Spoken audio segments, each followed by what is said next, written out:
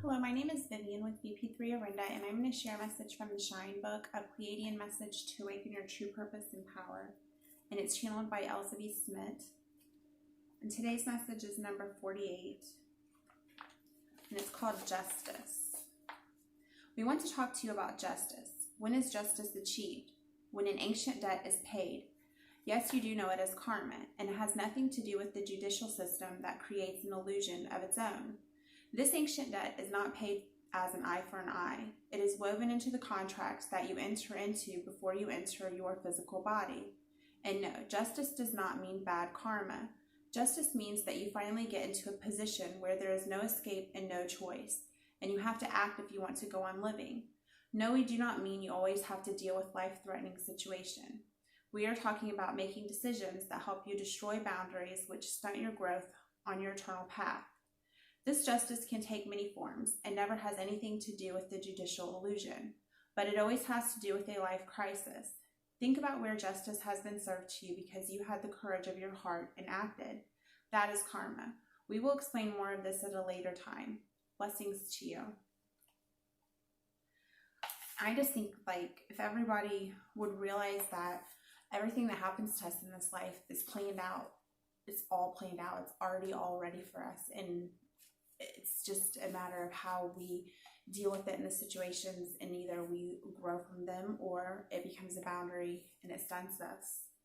And just an example that I'm thinking of for myself and karma is that's another thing we have to realize is that karma comes, I'm just learning this myself, but that karma comes from marriage and having children. And so when we're living our lives out, we're actually living out karma from our ancestors. And just, the situation that I was thinking of for myself is my grandfather, my dad's dad, who touched me inappropriately when I was a little girl. That's karma that he lived out. I mean, if you knew his whole life story, which I don't know that much about his life story, I heard stories. I heard he always called his mom a whore. She lived at the bars.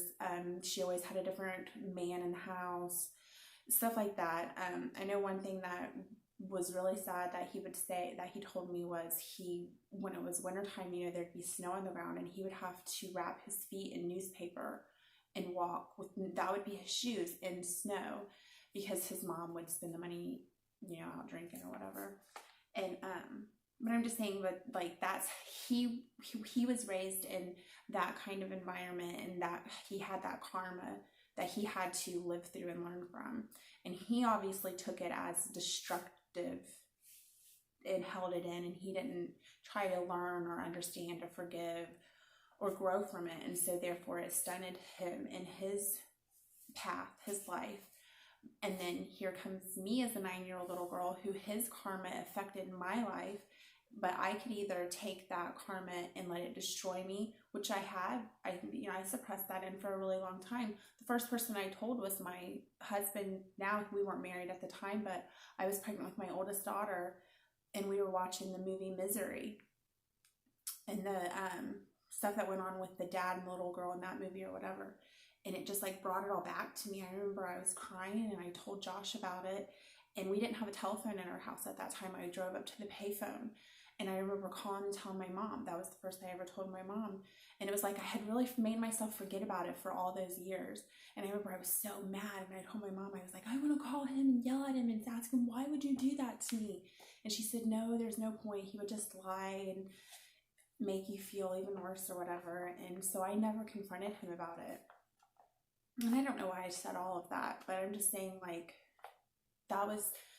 just feel like that was my choice to either let that be oh, why did he do that to me, and boo-hoo, and why did I feel all of those shame feelings or those guilt feelings or those disgust or hatred or whatever, judgment towards him, and think that he's just was a no good piece of whatever. And I could have done that, and maybe I did for a long time, but I feel like, now that I'm learning all that I'm learning, and I have forgiven him, and so therefore now that karma that he transferred into his life, and then I transferred into my life, and that, you know, so far I have 5 kids in this world, and I've had 5 kids that I've affected in this life before I have realized why I am the way that I am, or the things that I need to change about myself.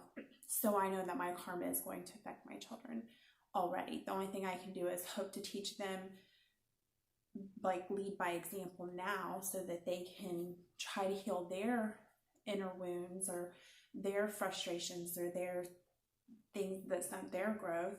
So then when they have children, they don't bring those same problems into their children's life, and then we can break those cycles.